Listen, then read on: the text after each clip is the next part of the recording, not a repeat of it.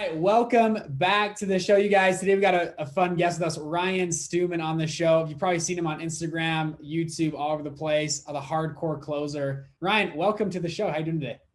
Man, I'm doing awesome. I'm excited to be here hanging out with you. You know, I was telling my wife earlier, I said, I got an interview with this young man who's like really got his stuff together that I met a couple weeks ago. His name's Bridger Pennington. She goes, man, that's a pretty amazing name. I was like, dude, if you see that name on a resume, that guy's getting hired. You know, it's like, I just want to commend your father on giving you such an amazing name. That is like the name of success, sir. Own that. Oh, wow. Okay. Well, thank you. It's actually funny. I call a lot of people, like I'll be on the phone.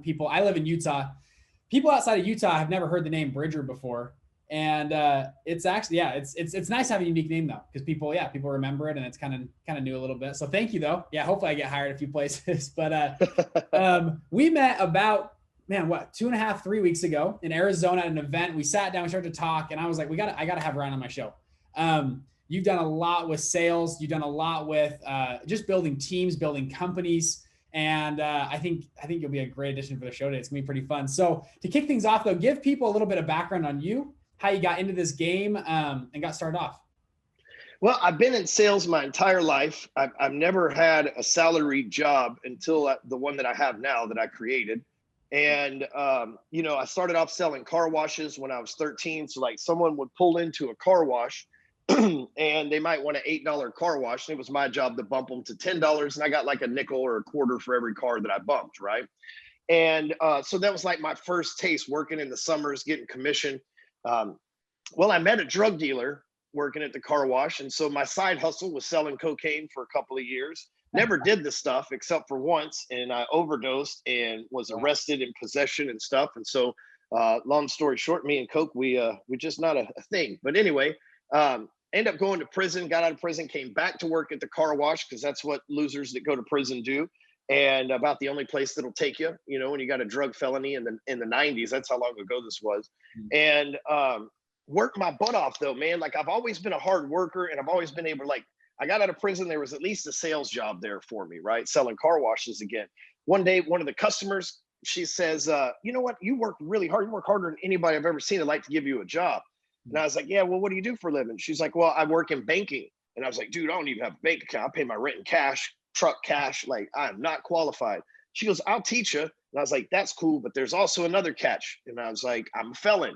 She goes, what'd you do? And I was like, got caught with drugs. She goes, hell, you'll be fine around here. And so she literally took me under her wing. And within a year in that business, within about 15 months, I had made $700,000. So I went from like making, you know, 40 grand a year at the car wash, convicted felon, to just smoking it in the mortgage and investing world. And what I did, you're doing mortgages or what? Yeah, mortgages.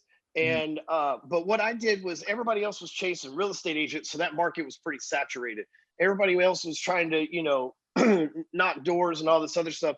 I started going to events like the Avengers, right? And I'm like, okay, Bridger's here at this real estate mastermind. He probably buys real estate. Guess what? I got money, you know? And so I started going to Rich Dad, Poor Dad seminars. I started going to the Fortune Builder seminars. And back then there was you know, no money down real estate. There was a ton of seminars out there that were free. And so I would show up and I would see the people that bought the program, and then I would just hand them my card and be like, you're wanting to invest in real estate, we have investor loans. And so one person might do 50, 60 loans with me over the course of, you know, a couple of years. So I built a hell of a portfolio, so much that when I made the $700,000, I owned 32 properties. I was a landlord. I had people come up by my house to pay rent, people come up by my house to drop off applications. And I lived in a small town. The cops thought I was selling dope again. They raided my house. I didn't even have a sandwich baggie in there. I wasn't even remotely on drugs, near drugs. They raided my house. They threw a flash bomb in there. They thought I was cooking meth, of all things. I didn't even have a meth conviction. But anyway, and who throws a flash bomb in a meth lab? But that's neither here nor there. They don't find anything, but they find a gun. And it's weird. In Texas, you can be a felon and own a gun. There's nothing wrong with that. So they charged me. I beat the case, got it dismissed. The damn ATF picked the case up because federally they don't recognize the state's rights. So it's like a double jeopardy thing. And I don't know. I'm not reading federal law books, or I wouldn't have had the gun. I wasn't using it for anything anyway. It's not like I was doing stick-up kid stuff or anything. You know, I just had a gun to protect my house. Long story short, I can tell you how it all happened, but they tried to give me 20 years. I got it down to 15 months because of the grace of God. Had to go do 15 months in prison, lost everything that I had, came out 2009 with nothing, but then made $300,000 back in the mortgage industry in 2009, like the worst year to be in the business. I just came out of prison and hit it hard. But 2010, the Dodd-Frank Act took place that said certain things like felons could no longer write financial instruments or be mortgage people. They changed the licensing. So when it expired in Texas, I couldn't get it federally. And I needed to find something that would allow me to make a good living, not have a boss, not need a license, and the government couldn't step in. So I stumbled across the good old internet marketing, right? So, I bought programs, went to seminars, learned all this stuff. And, in the last 11 years, I've had over 25,000 clients. We have millions of followers on social media. I've been on, thousands of podcasts. I've been on thousands of articles written about me. I have 13 best-selling books. I've been on the stages of some of the biggest conferences in the world, and coming from and I just gave you guys the cliff notes, but coming from super humble beginnings to where I'm at today. Every day I wake up and I'm like, man, I hope this dream never ends, Wow, that's incredible. Now I want to ask you a couple questions. Number one, what's the mindset of you and all inmates coming out of prison? And it sounds like you had a correct mindset. I this is getting a little off track. Maybe it's kind of fun though. What's your thoughts on current educational programs for inmates or people that are convicted and in prison to help them do what you did? I mean, you're like this success poster boy of that. And what are your thoughts on that whole process? Well, I was in 8 different maximum security prisons. So I didn't just get to go to one. So I had my fair share of roommates and people that I socialized with in there, socialize being a very loose term, obviously. But not every, I may know 3 people that came out of there the way that I am. I know a guy that owns a car dealership here that's done very, very well. He probably does 30 million a year in his car dealership. One of the top ones in the Metroplex. He was in federal prison with me. I'll tell you a cool story though, man, that this will just blow your mind. This is my life, man. If somebody wrote a book, like if God was the author of my life and he wrote a book about me, it would have to be called The Accidental Success. Like the things that have happened to me. It was no accident that I lost my mortgage license. Look where I am today. I don't want to write mortgages. I pay somebody else to do that stuff for me now, Not that there's anything wrong with it, but it wasn't my calling in life. It was just a means to making money, This is my calling in life. But so in 2005, I read my first like book on success. It was called The Law of Success by Napoleon Hill. And it's like 1,200 pages, right? And I read this book, and at the end of it, and I'm 26 years old. I'm just made, close to my first $1 million. And I got a girlfriend that's there. And I read this book and I was like, I don't know how I'm going to do it, but I want to be like these guys on the stage that I'm seeing at these seminars. I bought the houses, I made the money. My track record from where I came from is a lot more colorful and interesting than them. I want to do this. I don't know how I'm going to do it. She looked straight in the eye. She's like, you're an idiot. Who the hell would want to listen to you? You're a felon. And, you're like 2 years into this business, those guys, leave it to the professionals. How people that you're the closest to, they tend to hate and shit on your dreams, So we get married. Flash forward, the cops raid my house months later, maybe a year later. We end up getting married to the lady before I went into prison. I needed somebody to be a conservator over all the things that I had, right? But that didn't work out. She left me for the gardener. But when I went into federal prison, I went in thinking, okay, I only got 15 months in here. I got a woman waiting for me. I got some money waiting for me. I'm going to get in here. I'm going to lose weight. I'm going to read books. I'm going to focus. I'm going to educate myself. I'm going to come out a machine. Yeah. Right. 90 days into there, it's like, I got that Dear John letter. All of a sudden it's like, oh, dude, all these things, the force of average just trying to distract me, right? So about let's say 90 days in, I get this letter. 92 days in, so I've been there in prison for a few months at this point. I'm standing in line. It's a wet, rainy morning, and the dude, 2 people in front of me, is the ex-drug dealer from 1999 when I got in trouble. No way. I guess he didn't get out of the business. So he's standing in front, and he's a big-time operator, right? And I never was, but he was. But I never snitched on anybody. I never owed anybody money. I got good standing, good ethics, no matter what I'm in. And I tapped him on the shoulder. I was like, yo, Angel, you remember me? My name on the streets was Breeze. And he's like, yeah, Breeze, man, that's the hell are you doing here? I thought you cleaned your life up. It's like, me too. You're not going to believe this shit, right? Yeah. And so he goes, man, we got to talking. He goes, you're doing banking stuff now? He goes, dude, me and my boys, we got like less than 5 years, but we got millions of dollars on the outside that we need to figure out how to clean up. And I was like, well, I can teach you. I mean, what are they going to do? Put me in prison? I'm already here. You know what I mean? Like, so I'm literally having this like Shawshank Redemption type of moment in my life, right? So I go back, this is all in the same day. I go back to my cell. About 2 hours later, the biggest Mexican with face tattoos you ever seen in your life. Like he makes Danny Trejo look like, you know, a Disney character. I'm serious, man. This dude comes down he's still in there. He still sends me texts on Facebook from the federal prison all the time. They got a phone in there, but he comes downstairs. No way. Wow. Yeah. They're not supposed to, but these guys, like, he comes down and gets me, and my cellmate's like, I don't know what you did with the essays, man, but like, don't bring that back down here. I'm like, I don't even know what I did, right? But Angel obviously is a Hispanic dude. And so I go up to the place where this big ass Mexican dude brings me. And these guys are sitting in a cell. It's like a rap video. Dude, they're smoking weed. They're wearing Air Jordans and shit in prison. Like, they're living like this free world life. Like, meanwhile, I'm over here for 90 days in prison. These guys like getting high, got like the latest, you know, they got cell phones and stuff, right? And I'm like, oh man, there's like levels to this stuff in here, right? Like different, it's a kingdom inside there, yeah. And so the head guy, the shot caller for all the Hispanic people in the Southwest region of American federal prison just happens to be in my building, and it's his cell. And he's like, hey man, word is you can help us clean up some money problems that we got. And I'm like, yeah, so tell me what you got, you know, I'll help you. He's like, look, man, if you start messing with our money on the outside, we'll kill you, blah, blah, blah. It's like, yeah, I'm good. I don't need your money, man. Like, I'll help you guys out. Just, you know, keep me from getting raped in here or whatever, right? Like, occasionally I need a bag of chips, bring me a bag of chips, you know, like, and I'll work it out with you guys. And so I started meeting them in the library every Wednesday. So I'm teaching these guys how to buy houses with money orders at an auction, right? So look, you go to the cash, you go get a bunch of money orders, you go down to the auction, you buy it money orders. That's the only way that they're going to take it. Then you take the deed to the house, you refinance it, you get your cash back out of it. Now you got an asset and legal money. Yeah. Right. Oh shit.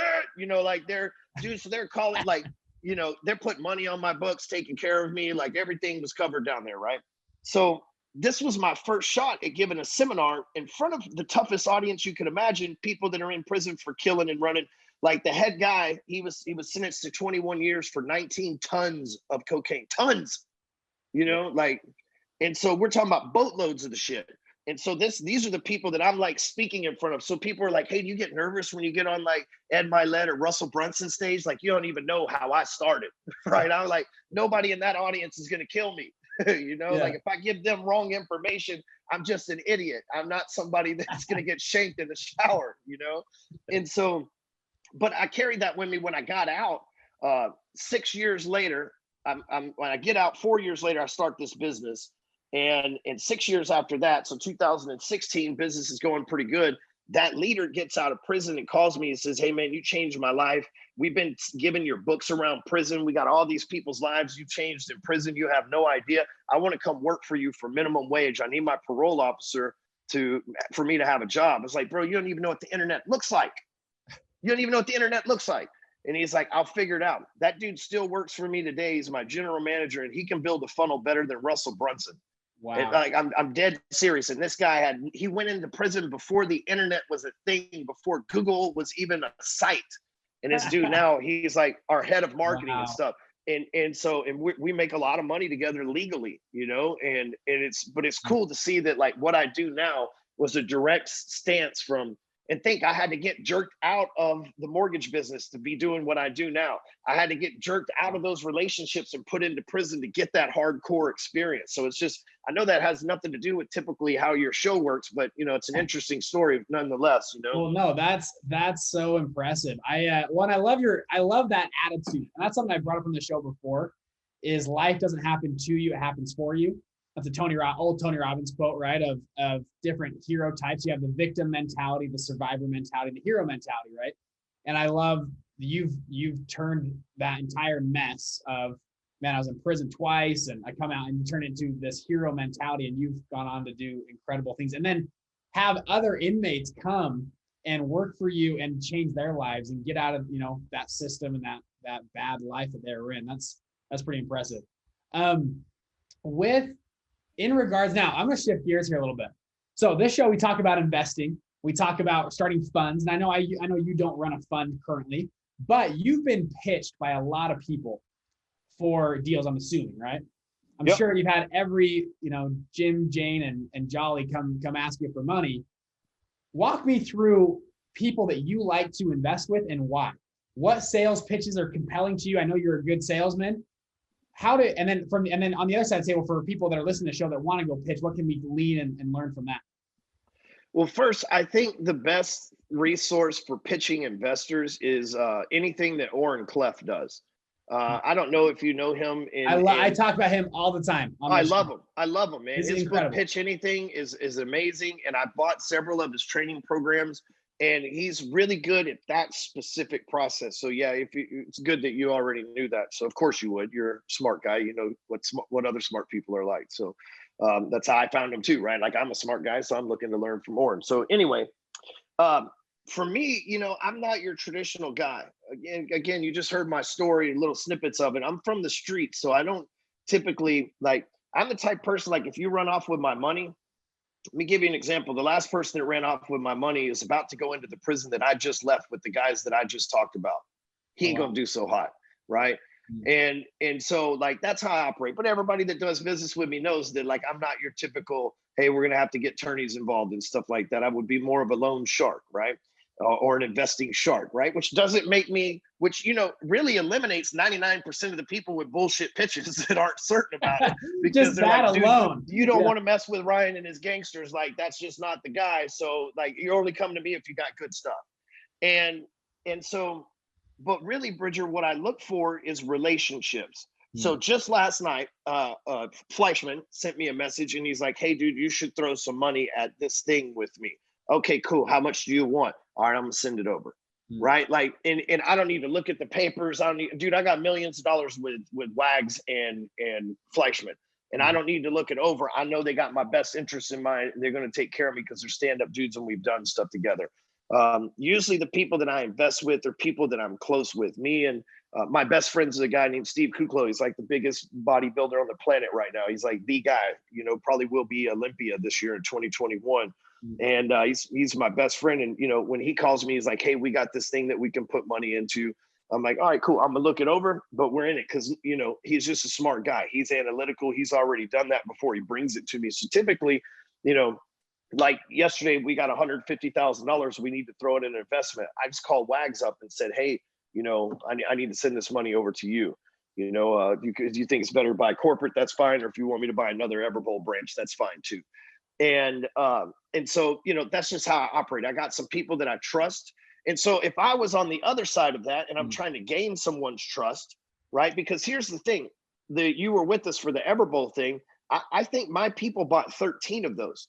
So not only did I do business with Aaron and bought 2 and bought into corporate, fixing to be a third one, I sent him 9 more locations. And it may be more than that, but I'm just going to conservatively say 9 because I know for sure it was at least 9. But 9 more people bought those from him, right? So, like, I'm that person that, like, shoot, if I invested in your fund and told people, hey, I'm giving Bridger money, like, my players in Apex would be like, oh, shoot, man, if Stewman's done his due diligence and this guy's knows who he's dealing with on Stewman's end and he's still willing to put his money in there, like, that's a good deal, And what's funny about that, just cut you off for a second, is what's funny about that is that's not an uncommon tale. It's, okay. You have the other side of the coin of, like, the very analytical, the former investment banker, consultant, the family office, and they're going to they're very analytical investors, right? It's how they make a lot of money. What's funny is I've heard a similar story from people like you. They're like, hey, I have just great relationships with people that I trust, and I know that they've got like you said, my best interest in mind. And I'm going to look it over. I'm going to make sure it makes sense, but I'm going to put some money with them. And I think for people listening, I think don't underestimate the value of relationships and actually becoming friends with people and building. A lot of people think when they're starting to fund, if I just have the best numbers, money is just going to find me forever. And that can be true. But a lot of times, especially when you're starting at the very beginning, you need, 10-year relationship with Ryan. We're best buddies. That's going to do way more for you than having the best pro forma and spreadsheet ever built, but no relationships. And so I just want to echo what you're saying. I think it's a very crucial thing. Sorry to cut you off, but keep going. Yeah, and to that, I have a family office, and but I do what the fuck I want to do, and they just look at it, make sure all the paperwork's in the right place, right?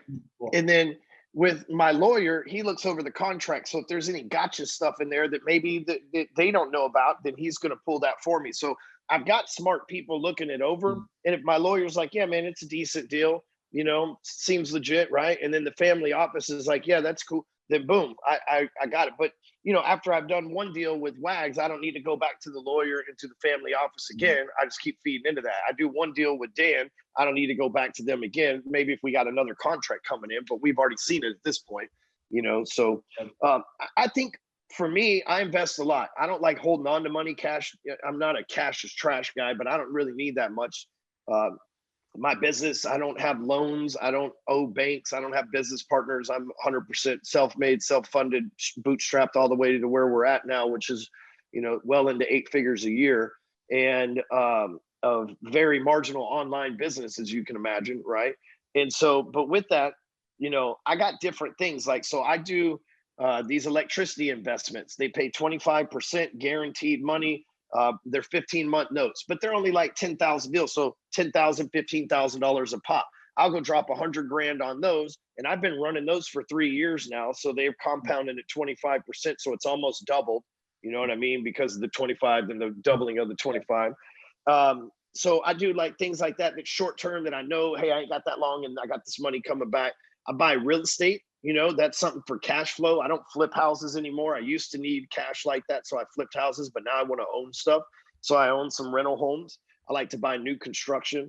I own some Everbowls like we were talking about. And then I have some investments in some corporations that I think will sell in the next 5 years.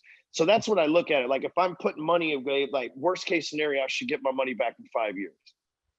A lot of the things I do, because long-term money, I'm investing myself. I buy my own stocks. I got my own self-employed IRA that I put 58 grand a year or whatever that is. And I've been doing that it's a big portfolio at this point. I've been doing that for forever. And so what's big to me? So, for me, when someone's pitching somebody something, you really need to figure out what they're interested in. Like for me, if you're trying to pitch me a 10-year investment, like I'm 41, man. I don't know if I'm going to be here in 10 years. I'm getting old, you know what I'm saying? But I know I'm going to be here in 5. Right, I'm just joking, but I know I'm gonna be here in 5, right? I can't really tell what the economy is gonna do 10 years from now. We could be in flying saucers and stuff, marrying Martians. We don't know. Things are advancing pretty quick.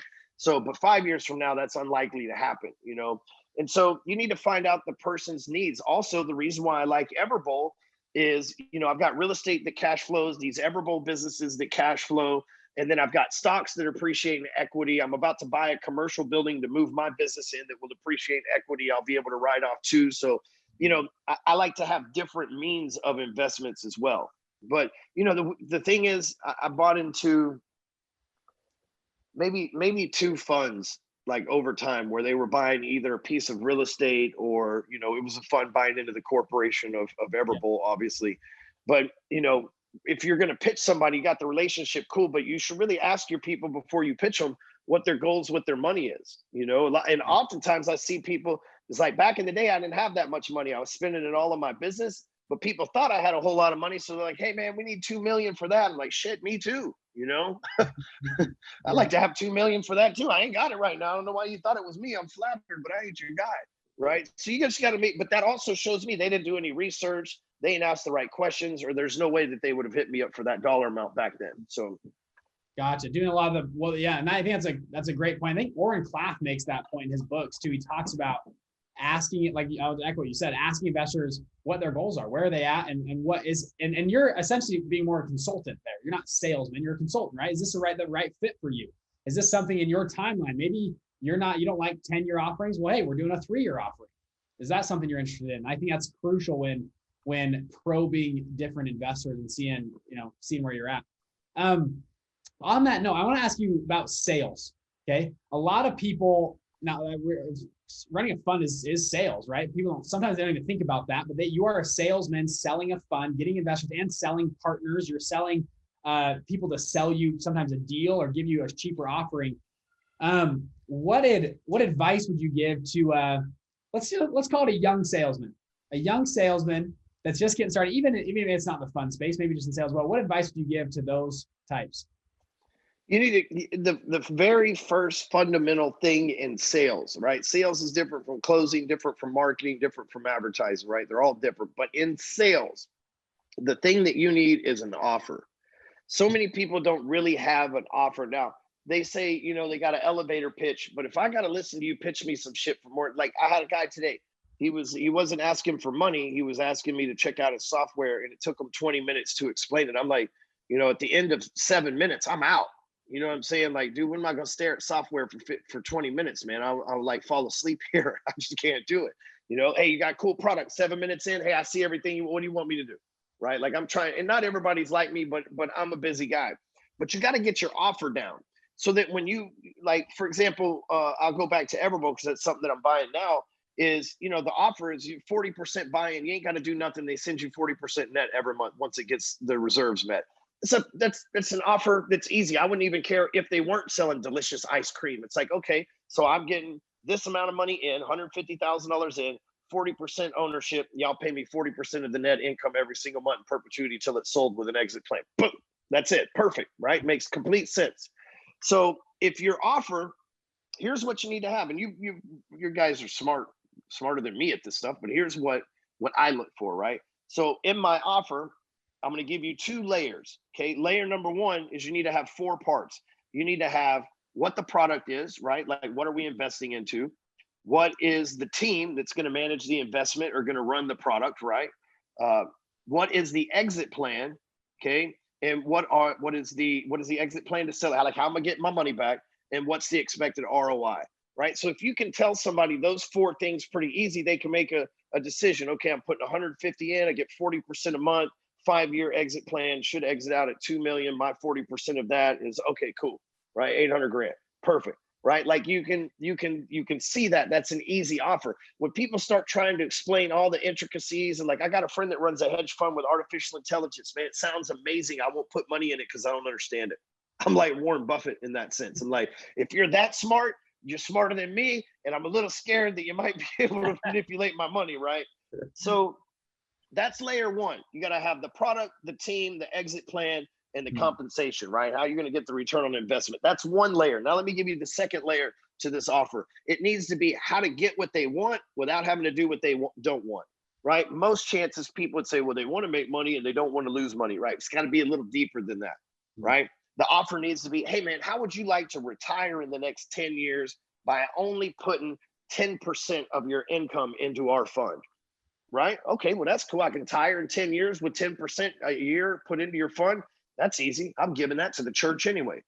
Right? Like, you see what I'm saying? And I'm not saying that that's possible. I'm just saying when you can nail your offer down like that, like you figure what that person wants. Like me, I just want to be rich because the more lives I can impact, the more money I can put in the marketplace, the more pieces of food and I can put on people's plates because they're employees and contractors and laborers. That's my vision. It's not about money for me. It's about how many people can I feed? How many people can I keep employed because of the moves that I'm making and the rain that I'm draining over here, right? But so for me, like, I'm not trying to retire. So if you're pitching me and retire in 10 years, I feel like my job wasn't done. But a lot of people that are investing money, they're investing because they don't want to work anymore. I'm a workaholic. Most people are not. They're like, hey, how long till I can take this out and I ain't got to work no more, right? Especially the younger people, you know? So your offer needs to have those 4 things and then what they want and what they don't want, and it needs to be quick. If you couldn't tell me in 2 or 3 sentences exactly what you do, what you offer, and how it benefits me, like you need to, as Dan Kennedy would say, you need to dial that thing in over and over and over again until you can get it in 4 sentences or less. Wow. I loved it. That was awesome. Yeah, that was to the point, right? I think so. The 4 things, having those 4 things very clear, to the point in 3 or 4 sentences or less, and then giving that. I love the second point of it too. You get what you want without the whatever the hardship or the thing that they don't want to do. I think that's wise words for someone. And that could be in the fund space. That works as well for whatever you're selling. That works. Dude, think about it. How to get across the board. How to get 6-pack abs without going on a diet, right? How to find the woman of your dreams without having to take a shower, right? Like that's like these are the offers we see every single day on the internet. How to get X without Y. X represents what they want. Y represents what they don't want. Yeah. How to get rich quick. You know what I mean? Like that's the ultimate offer right there. You know, they want to get rich, they want it quick. You know? Yeah. So, and I love that too. You mentioned the sale, well, on the ability of the offer, the whoever has structured together the offer really transforms the sale, and then being able to communicate that offer clearly, succinctly, precisely to what they want. I love it. Well, we call it an irresistible offer.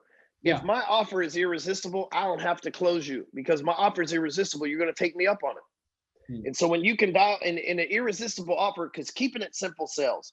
So an irresistible offer has to be simple, because if you start giving me a bunch of information and numbers and analyzations and stuff, that's a lot to process. And I really do got to think about it. But if you're like, hey, 10%, 10 years, this is the deal, you're out, blah, blah, blah, it'll get you this. It's like, I don't have that much to think about. There's not a lot to process there. See, I was in the mortgage business and I would watch these dudes be like, okay, so here's how it goes. Like, all right, the interest rates today are at 4.5%, but if the bond market fluctuates tomorrow, they could be at like 4.875. But if it goes down, they could be at 4.275. Then they would hang up with the client. And then they would come bitch to me. It's like, none of these clients want to lock in a loan. None of them want to lock in a loan. None of them are committing. I'm like, because you're telling them shit they don't need to know. I would get on the phone with people and be like, look, you don't even want a mortgage. Nobody wants a mortgage. You want a house. When do you want the house? What do you want to pay for it? Okay, we'll work it out from there. Perfect. We'll close on July 31st. Your payments will be $1,200 or less a month. I'll send you the paperwork over. That's all you need. It's an easy decision. Yes, I want to close on the house. Yes, I want this to be my payment. I was making more money than most people because I let people choose their payments. If I'm educating you on a rate and giving you a payment, guess what? Then you're like, oh, well, I'm going to go call the other guy and see if I can get this. But if you tell me, hey, I don't know, I figure it's probably $1,400 a month and I can get it to you for 12, are you going to shop me around? No, you're going to assume that I could have ripped you off at $1,400 a month and I didn't, so I'm a good guy. Oh, wow, that's cool.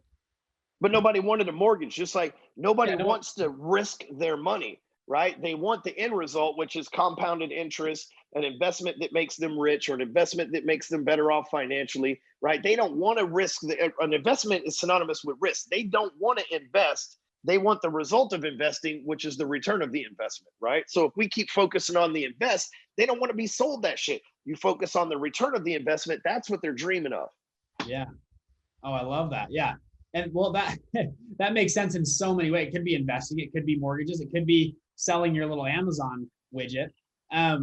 That's right on par. So for well, actually, I want to switch gears here for a second. I know you got to go in a minute. I want to talk about a few different things. What does your crystal ball look like for the next? That we're recording this in February of 2021. What are you seeing from your seat over the next 18 months, 24 months, 36 months in the United States? We've printed anywhere from 20 to about 35% of all US dollars have been printed in the last about 12 months, have been created. And we see asset inflation. We are not seeing consumer price inflation. A lot of people are saying we have a bubble. It's going to pop. We have these crypto, we have these huge IPOs with we have all this stuff going on, all these data points. I want to hear from you though, bottom of your heart. What do you think is going to happen over the next, and this is just speculation. This is for fun, but where are we at? Are aliens going to touch down? Like, what's going on? They're already here. Elon Musk is married to one, or has a kid with one anyway. Hey, here's the thing, man. Like, I did time with federal criminals that were political activists and under the table money washers for the Fed and stuff like that, right? So I've run into those guys through the years, and I can tell you this, man. People are like, we're going to go through the Great Depression. Man, it took a long time to bounce back from that because we didn't have the information. The government's not going to let us fail. It's not in their best interest for us to fail. They're like, the middle class will get wiped out. That's not in the American or any country's government's best interest. The best interest is to keep the middle class flourish. What we have these days, which is different from any other time in the past, is the ability to run the largest PSYOP on the planet. So if they need to push up the market, they just get CNBC to keep saying the market's doing great. People have confidence. They keep throwing their money at it. There's two things that I really think about them printing all the money last year. It's like, cool, that just means there's more money out there. Why aren't we getting as much as we can? That's what I'm trying to do, right? Right? There's more to get. We could be like, hey, they're running out of money, but no, they just gave us a whole bunch more. We should go get it. We should get all of it. And they're giving it away like damn near for free. I just got a car. Okay, not a house, a car, which traditionally has higher interest rates. for 2.34% for 72 months. How am I going to turn that down? Why would I pay cash for that car when they are giving it to me for 6 years for 2.34%? Like that's insane. I just refinanced this house that I'm in, saved 25. I just bought the house 3 years ago. The rates are so low, 2.875. It saved me $2,500 a month, right? So think that $2,500 a month in savings goes to take care of the majority, all, and then some of the car payment, obviously, that I just took out. So like right now is a time where they're setting you up to win. However, if you're not paying attention, you're going to miss out on this window. I watched this happen in 2005, 6, and 7, right? So like there was the subprime boom. They had the market propped up and the bottom fell off. But if you think the bottom, like I was still busy in 2009 and 10, but by the time 2013 rolled around, Obama had us turned around and back up and rolling again. You know what I mean? It took them a few years because Bush, the things that happened under the Congress when Bush was president, got a little wiry in that world. It took us a few years to get back on path. But think about it. We went last year, unemployment 50% now. We're back down to 6%, right? And so like we have the ability to run the press, turn the media on, and keep the middle class flourished. That's what the government's really set in place. When does that stop though? Is there ever a day of reckoning? Do you think it's just going to go forever? Dude, if you could print, okay, so like there's a guy in the Avengers with us, right? Brandon, who prints crypto, right? You can make your own money and then you can just be like, buy these coins and then you can just take that money and do whatever, hookers blow, whatever you want with it, right? That's the Fed. Like this is on a small scale with these coins. That's the Fed. So why would you quit printing it out? It's like, dude, if we keep prospering, but things keep costing more money too. In the 1960s, a house, cost $1,500. A car cost $300 brand new. So it's always going to be more expensive. But then you just get to flex that you're a millionaire. It's like, oh, you used to make $100,000 a year, and now that's the equivalent of a millionaire. Congratulations, you're a millionaire. Don't mean shit, but you're a millionaire now, right? Like. And I'm telling you, but that mindset, people think, oh yeah, I'm a millionaire now. And that keeps that middle class pumping. They don't want us to fail because if we fail, first of all, there's a lot of gun owners in America, and they already showed what they could do at the Capitol. I'm telling you, the government's a little scared of the regular person right now, right? Like if you were in government, you should be like, that was a little weird. We should be cooler to these people, right? They've also got some smart people. And traditionally, as crazy as this sounds, I liked Trump. But as crazy as this sounds, Democrats typically do better in economies. Maybe it's because they inherit it from Republicans. I don't know. But Bill Clinton had the better economy than Reagan, and Obama ended up with a better economy than Bush when he left. Trump ended up picking that up and doing even good with it. I'm sure Biden's going to keep the ball rolling on some things because, again, it's not in their interest to fail. Now, all the conspiracy sites be like, they're coming against you. It's going to be socialism. What's the benefit of that? What's the benefit of that for them, right? Because Americans are lazy. You put us in socialism, you're gonna have to be supporting like 80% of us because we're just gonna play video games and smoke weed all day, right? Like this ain't China where it's like, oh man, socialism, I better get a job at Apple for $1 a day. No, here in America they'd be like, shit, this $600 a month just gonna have to do. It's a different mindset, right? So, so I don't think all these worst case scenarios. And listen, I've lived an entire life of worst case scenarios, and still worst case scenario never came true. Worst case scenario, 20 years, shit, end up being 15. Worst case scenario, oh no, man, my heart's broken. I'll never love again. I'm married with 4 kids. You know what I mean? Like worst case scenario never is. So what's the play then? What's the play then? We know that's happening. What's the play for someone that's listening to this show going for the next 18 months? Is it buying real estate assets, starting a business? Where do you see the play strongest? And maybe it's a conglomerate altogether. Well, don't downplay what I'm about to say. My job, I got one talent. I'm not an athlete or anything like that. I'm not even that good of a speaker. I have one talent of taking complicated shit and making it really simple. But the problem with most people is when I make it simple, their mind tries to recomplicate it so that they can talk themselves out of it. But the reason why I make something real simple so that you can make a decision. Okay, so you can make your decision on this because what I'm about to say is real simple. Keep buying stocks and real estate while it's going up. And as soon as that shit acts like it's going to fall, you got 2 choices. Sell as soon as you can, right? Like we watched people in March of last year sell all their stocks, right? Oh shit, or April, sell all their stocks. Oh shit, I just held on to mine. they're worth like 3-4 times. I held on to my Bitcoin. I held on to my stocks, and like, that's money that's invested. I don't need it out. So watch it. Hey, if you feel like you need to pull it out fast. You need to watch the news every day if you're that kind of person. The second thing though is, I learned from Warren Buffett. He's like, if you just leave shit alone, usually it works out, right? So like what you've got money in your funds and things like that, unless something crazy happens, just leave the money in there. The big play is going to be the commercial market. At some point, it's got to fucking collapse because we are not going back to work. And I don't say that because the virus or anything like that. We're not going back. Why the fuck would I go sit in traffic for 45 minutes to go to work when I've been working at home for the last year from Zoom and we're still productive? Why would you make me go in the office now? If I'm a company, why would I pay $20,000 a month in rent for the building I'm in when my people can work from home and I can save $20,000, $240,000 a year that I can invest back into my business to grow it? So commercial is going to fall apart. There's going to be a collapse in it without a doubt. I work in the largest building in North Texas, right? I'm on the second floor. It's 3 20-story towers. Google, YouTube, Hilton headquarters, like big, huge Regis, big, huge multi-billion-dollar companies in my building. That place was full of nothing but people. Like there was a bar there was restaurants. It's been empty for a year now. We're the only stupid people that still go to work there every day. But I'm paying 10 grand a month in rent. I'm like, if I'm paying for this shit, I'm gonna enjoy it, damn it. But like we're literally the restaurants aren't open. The store's not open. Google's not there. YouTube's not there. Hilton's not there. Nobody's there, man. Which has allowed me to throw some really cool after-hour parties in that place because ain't nobody there, right? Yeah. We've had some really fun there. But that building, at some point, they just refinanced the debt in November. I know this because I had to resubmit some financials for them to get with the bank, right? So they just refinanced that debt. Some of that debt they took on was for remodels. So I see them doing the remodel, but nobody's coming back. It's been a year. And nobody's coming back. So when these contracts, maybe they got 5-year leases with Google, but they're not going to renew, right? When it's over with, why would they Google's probably spend 120 grand a month with them. Why would they do that?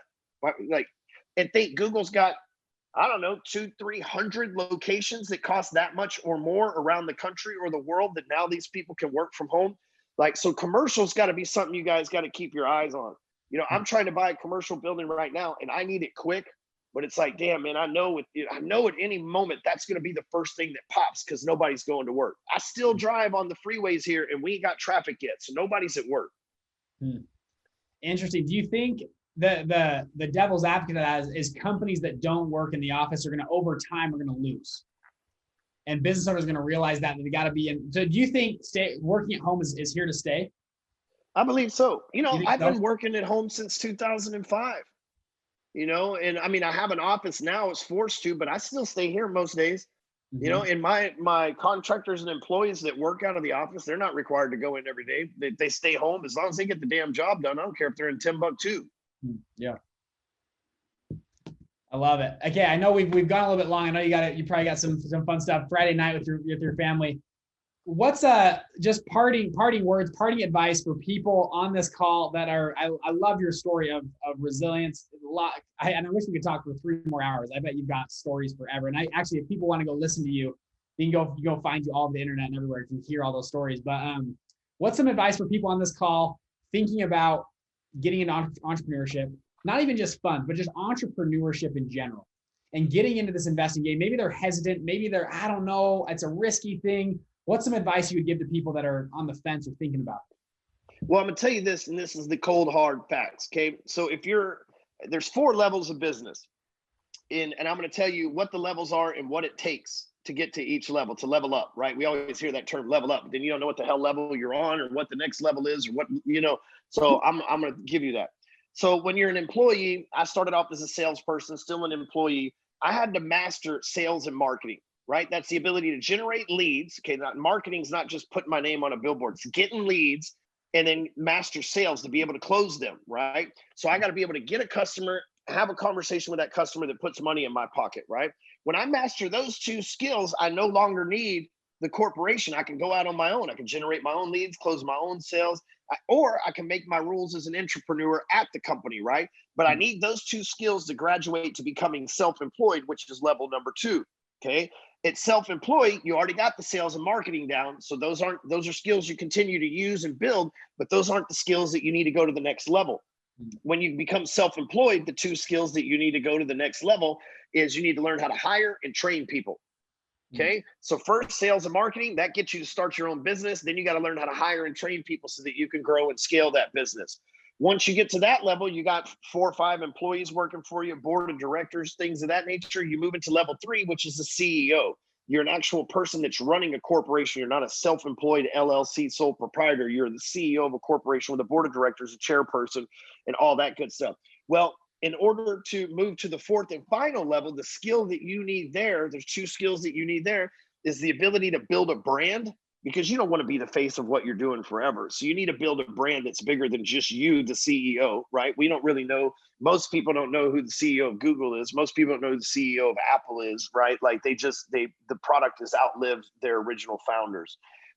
Same, 10 years from now, most people won't know who the CEO of Amazon is, right? Well, actually, he's quitting this year. So shit, we may not know who it is next year because nobody will care after Bezos is gone.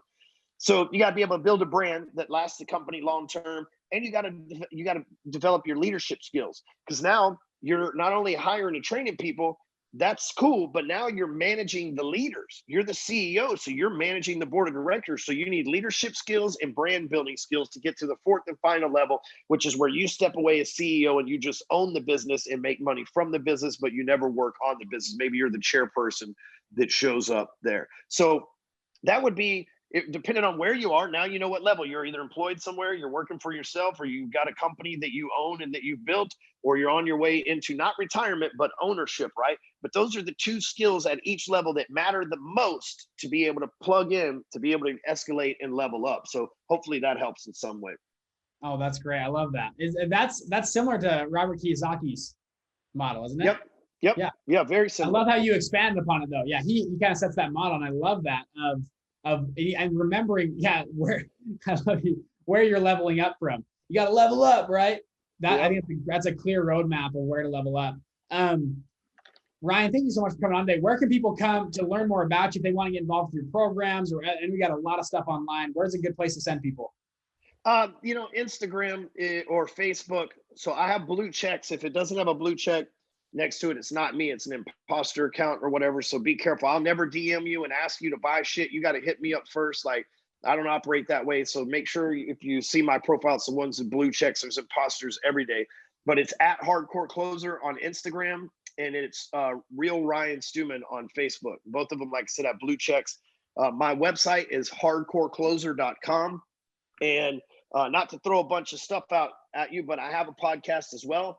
And it's different than this. I have 3 million monthly listeners, and it is 5 minutes or less a day. I put out one every single day of the week. I just did episode number 750 this week. And so every single day, Monday through Friday, you get a 5-minute podcast. So you can binge listen to 4 or 5 of them on the way to work or whatever. There's 750 after all, but they're called Rewire. So it's Rewire with Ryan Stewman. 5-minute motivational, thought-provoking, quick spit stuff. We put songs out and stuff like that too. So, I figure your audience will really like that, because it's all about how you think and act and take an action and stuff. And it's the most popular thing I do. Well, I love that. Well, and I got to give a shout. I've loved your content. I've followed you for a long time, and I've loved your content. So go, again, we'll put them in the show links below where people can find you. But Ryan, thank you so much for coming on today. It's been fun. Yeah, man, it's great hanging out. Appreciate you having me on here. Yeah, thank you. See you on the next one. Bye.